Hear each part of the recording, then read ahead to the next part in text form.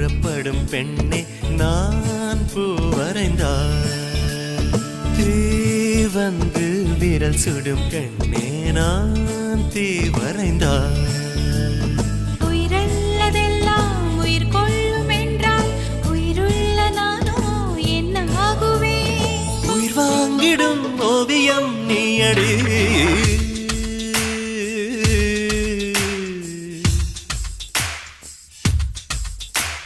பூவாசம் புறப்படும் பெண்ணே நான் பூ வரைந்தார்.